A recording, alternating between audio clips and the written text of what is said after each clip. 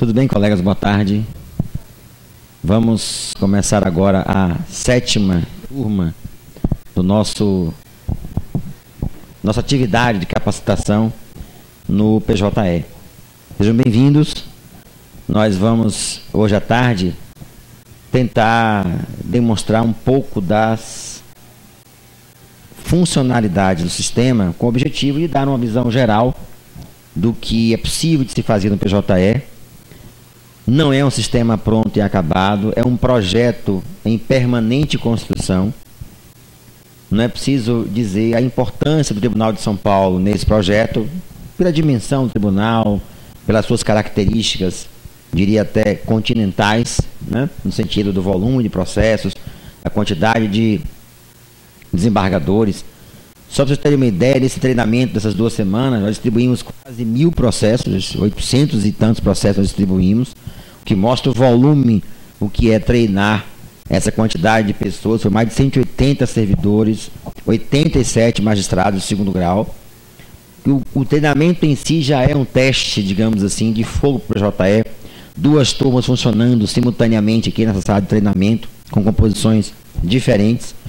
E a proposta também é essa, é transmitir um pouco a noção do sistema, para dar a cada um uma ligeira noção das suas funcionalidades básicas. Não se preocupem, não se tem o propósito de sair, de trazer hoje à tarde a ideia de que sairão especialistas em PJE. Esse não é o objetivo, ao contrário, é uma visão inicial do sistema, trazer o conhecimento básico para que possamos, a cada dia, utilizando o sistema, aprender a, de fato, manipulá-lo. Estamos tendo a honra do presidente estar aqui conosco nessa tarde, o que aumenta mais a minha responsabilidade, presidente, né? Afinal de contas, a Excelência preside o maior tribunal do Brasil. E nós hoje vamos fazer, basicamente, 5 atividades. Nós entraremos na condição de advogados, distribuiremos um processo, mostraremos como o processo chega no gabinete do relator, mostrando nessa primeira abordagem como muda o paradigma do PJE no sentido de fazer chegar o processo até o magistrado. Atividades que hoje envolvem diversas pessoas, como preparar uma petição, imprimir uma petição, entregar um estagiário, levá-la até o tribunal, protocolar no tribunal, ir até o setor de distribuição, o servidor da distribuição receber esse processo, fazer a conferência, distribuir então o processo, remeter os autos, gabinete do relator, que vai receber o processo, conferir os seus volumes, verificar a numeração de folhas, registrar o recebimento, assinar a guia de remessa de recebimento do processo, devolvê-la a guia de recebimento para o servidor, então passar para a assessoria a fim de que esta faça a conclusão do relator, levando certamente alguns dias ou algumas horas preciosas de trabalho. Nessa atividade do PJE, essa atividade do PJE era realizada em fração de minutos e a distribuição é automática.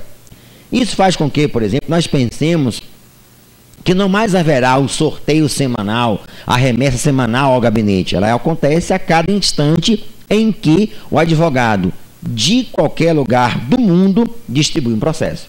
É uma atividade que se desloca do ambiente interno do tribunal para o ambiente da internet, onde ele, por exemplo, poderá distribuir o processo às 3 horas da manhã de um domingo. Não fica mais vinculada essa atividade a estar a justiça aberta. Ao invés de ele vir à justiça, nesse particular, a justiça foi até ele, advogado, permitindo que ele pratique o ato no processo pela internet, em qualquer lugar que ele se encontre. Além disso, o PJE prevê a possibilidade de o estagiário praticar os atos que ele faria no ambiente físico. Ele prepara uma petição, ele elabora uma petição inicial, ele junta documentos a uma petição inicial, mas no escritório do advogado. Ele não pratica ato de advogado, ele não assina a petição como advogado. E uma vez pronta a petição, ele pode fazer o que ele faz hoje, pegar a petição, botar debaixo do braço, chegar no protocolo e entregá-la. É o protocolo no sistema que ele também faz. Que é uma atividade que no PJE é tratada no perfil próprio de estagiário, que o advogado, quando cria o seu escritório, cadastra alguém, se desejar, com o perfil de estagiário. O advogado tem no PJE o seu escritório. Lá é um ambiente dele, onde ele tem os seus processos, gerencia os seus arquivos, tem lá o acervo de processos, peticiona a partir do seu escritório diretamente no PJE. Então são vários paradigmas que são vencidos ou que são transformados em uma realidade em que a juntada da petição é feita diretamente por ele no processo. Não há mais aquela atividade de enviar um protocolo, o servidor receber a petição e juntar ele ao processo. É a atividade que se desloca para o escritório do advogado diretamente no sistema. Claro que não se pode nunca imaginar que as questões processuais deixem de existir. Não se pode confundir o sistema como ele próprio é e a atividade que é procedimental, que é jurídica, que é de jurisdição. Sempre o magistrado terá a definição de como o processo andará do ponto de vista do direito, do processo, etc. Claro que as ideias que nós transformamos em sistema é aquilo que pode ser automatizado, aquilo que pode ser ação repetitiva, o que representa os chamados tempos mortos do processo, o sistema executa. Para que fique conosco, com nós seres humanos, as ações de inteligência. Decidir, por exemplo, o conflito, resolver a controvérsia. É tarefa nossa enquanto julgadores, que ainda bem que o sistema não executa, senão não estaríamos nós aqui nessa atividade. É mais fácil comprar computador do que colocar juiz para trabalhar no judiciário brasileiro. Então, se nós estivéssemos aqui na condição de advogados, obviamente que não poderíamos acessar esse ambiente. Estamos aqui fazendo um ambiente de treinamento ao tribunal, onde os juízes são reais, mas os processos são fictícios. Nós criamos um ambiente de treinamento com algumas turmas cadastradas, que eles pudéssemos aqui então fazer essa atividade. No ambiente real, viu, Karina? No ambiente real, a tela de acesso do sistema é esta, e está aqui exibida. Observe que aqui já é um ambiente real, simulado em ambiente real, onde com o certificado digital o sistema identifica o seu usuário. Todo usuário, seja estagiário, advogado, magistrado, procurador, advogado, obrigatoriamente usa certificado digital. O que pode parecer esta exigência não seria algo desnecessário? Poderia cada um dos senhores perguntar. Por que não usa o login e senha? Que é tão comum, é tão fácil. Todos nós conhecemos as nossas senhas. Tem até aquela senha comum do gabinete, que a gente usa a senha do colega. Chega no gabinete, loga as máquinas todas com a senha única. E por que no PJE isso não é possível? Imaginemos a seguinte hipótese. Eu poderia, na tela em que usasse login e senha, chegar num lugar qualquer. O PJE, ele funciona no ambiente da internet. É um sistema que roda na chamada plataforma web. Quando nós estamos no ambiente como esse do tribunal, o ambiente é protegido. A nossa rede é protegida. Aqui há sistema de controle de intrusão, sistema de controle de invasão, chamados firewalls, ferramentas de controle de acesso que impedem, ou que pelo menos dificultam, acessos externos. Ou seja, há uma rede protegida aqui que impede que alguém entre na nossa rede interna e chegue até o nosso gabinete. Mas no PJE, como ele funciona em plataforma web, isto é, no ambiente da internet, quando eu estiver utilizando o sistema, por exemplo, no shopping center, numa rede pública, numa rede, portanto, aberta, não há essa proteção. Óbvio, o ambiente é aberto, a rede é pública. Eu posso, por exemplo, rotear o meu telefone, transformando num roteador, isto é, para que ele funcione como roteador, eu estou utilizando a internet no ambiente aberto. Então eu poderia, digamos que recebi lá informação do meu gabinete, dizendo que há uma liminar para ser apreciada em um mandado de segurança impetrado por um reclamante credor no processo da vara, porque o meu colega juiz de primeiro grau indeferiu a liberação do pagamento que a empresa depositou em execução de R$1 milhão. Veio o mandado de segurança impetrado pela parte autora e eu, se tivesse no ambiente de login e senha, poderia, por exemplo, ocorrer a seguinte situação. Cheguei no meu computador, no shopping center, na minha própria casa, ou em qualquer lugar que eu esteja, e digitaria o endereço do tribunal, ou ia nos meus favoritos e endereçaria a minha consulta, o meu acesso à página que para mim seria a página do tribunal. Apareceria para mim a minha tela de usuário, onde eu digitaria o meu login e a minha senha e entraria. Supostamente eu tinha certeza absoluta que estava entrando na página do tribunal. Quando na verdade aquilo é uma máscara feita com a engenharia do software muito bem planejada por alguém, que simulou no meu computador, instalou sem que eu percebesse, isso é perfeitamente possível no ambiente da internet. Ele criou uma máscara que na verdade me direcionou a outro site, que não é aquele que eu estou achando que estou ingressando. O senhor deve ter lembrado algum tempo atrás que houve uma banda, dessas bandas de adolescentes, que o site dessa banda foi hackeado, foi invadido, digamos assim, e a pessoa, quando digitava o endereço da banda, as crianças, os adolescentes, é direcionado para um site de pedofilia.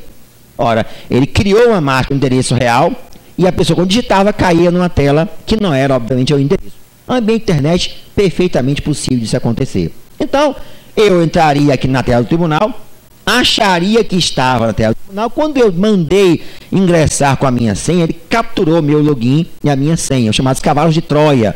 São software de espiões que são instalados na minha máquina, que eu não... É por isso, por exemplo, que nós temos que ter cuidado quando vamos usar as LAN houses viajando por aí afora para acessar o nosso banco, para fazer consulta em nosso banco, o banco que nós somos correntistas. Porque ali, na verdade, eu posso estar digitando a minha senha, alguém capturou a minha senha e eu não percebi. E esta mesmíssima pessoa, patrocinada, por exemplo, por um narcotraficante, que recebeu lá R$1 milhão para liberar um réu preso. E chegaria no presídio lá, onde ele está detido. O PJE funciona na justiça criminal, em vários estados da federação. Um alvará assinado por mim, autenticado no site do tribunal. Ele conferiria, de fato, foi o desembargador Cláudio que assinou, e estaria, então, autorizando a saída do réu. Ou, no exemplo citado, receberia o Banco do Brasil um alvará para pagamento de R$1 milhão a fulano de tal, autenticado no tribunal por mim, sem saber, obviamente, que aquilo foi fruto da senha que ele usurpou, que ele pegou do meu computador, sem que eu tivesse sequer percebido. Ora, com o certificado digital, isso é alterado. Porque mesmo que ele capture a minha senha, e é possível capturar, não há nenhuma dúvida que é possível capturar, quando ele, na minha máquina, instala um software espião, bota a minha senha, ele captura. Mas ele precisará do elemento físico, o hardware, isto é, o cartão ou o token, no qual está armazenada a minha chave pública e a minha chave privada. Por isso, por exemplo, que mesmo que ele consiga capturar a minha senha, ele não conseguirá usar a minha assinatura digital, que não terá o certificado, a mídia onde está armazenada a minha chave pública e a minha chave pessoal privada, que me identifica como cidadão perante o ITI, que no Brasil é que regulamenta a chamada estrutura de chaves públicas, que foi regulamentada pela medida provisória 2200/2001, que aqui no Brasil criou e regulamentou o certificado digital. Então, por isto é que a exigência do certificado digital é imprescindível para qualquer usuário no PJE. E aí surgem logo aqueles casos que já compõem o nosso anedotário, mas é um caso real. Em um determinado tribunal, agora recentemente, a sua primeira sessão de inauguração do PJE, sessão, portanto, pública, o presidente da sessão declara a abertura da sessão, portanto, solene, visitantes ilustres, imprensa gravando, tudo aquilo. O colega levanta: presidente, questão de ordem. Foi aquele constrangimento, aquela sensação de que alguma coisa poderia não estar na normalidade. E aí, presidente, esqueci meu token em casa. Vossa Excelência, vamos aqui inverter a ordem dos trabalhos, mandar buscar, porque sem o token não tem sessão. Porque ele não consegue entrar no PJE, porque o acesso é pessoal, individual e intransferível. E nesse caso, como ele compunha o código da sessão, e era o código de abertura, sem o token dele, a sessão sequer poderia ser instalada pelo tribunal. Então, é exatamente por isso que o Conselho Superior vai fornecer a cada magistrado pelo menos 2 certificados. Eu já tenho um, receberão mais um pelo Conselho. Porque sem ele, claro, não se poderá trabalhar. Pode perder o certificado, eventualmente pode danificar, E o conselho que eu sempre dou é deixar um tribunal sempre e um outro conosco sempre portando. Porque se alguém esquecer o certificado em casa, tem um no tribunal para ir trabalhar. Eventualmente, estando em outro local que precisa trabalhar, certificado portando, poderá utilizar o certificado e, portanto, também acessar o sistema. O PJE, nele, nós não utilizamos gabinete virtual, as ferramentas de acesso ao tribunal, porque, na verdade, ele já funciona na plataforma da internet e, portanto, eu não preciso de acesso intermediário para chegar ao tribunal. Então, nesta observação inicial, o requisito de acesso se dá exatamente com o certificado digital para todos os nossos usuários, estagiários, advogados, procuradores e magistrados. Vamos então aqui, o que nós temos como proposta para esta tarde? Vamos primeiro distribuir um processo como advogado, mostrar como chega ao gabinete do relator e em seguida faremos 4 atividades ao longo desta tarde.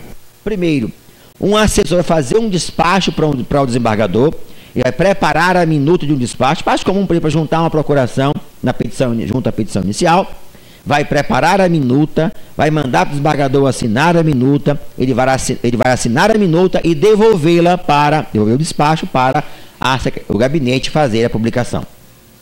Em seguida, outra atividade, o assessor vai preparar um voto, vamos simular aqui a operação de preparar um voto em um determinado processo, vai mandar o voto para o desembargador fazer a conferência, ele vai conferir este voto, vai liberar o voto para os demais integrantes do quórum, para que possamos fazer, então, a terceira atividade, que é a votação antecipada, que é a análise prévia de pauta, que é feita no próprio PJE, a partir exatamente do trabalho da inclusão do processo em pauta. E, finalmente, quarta e última atividade é exatamente a simulação de uma sessão de julgamento, onde estaremos aqui com 2 turmas, uma delas funcionando.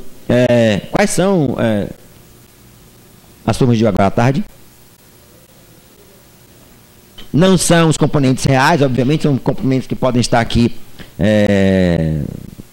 diferentes da composição real, de acordo com a opção de cada um.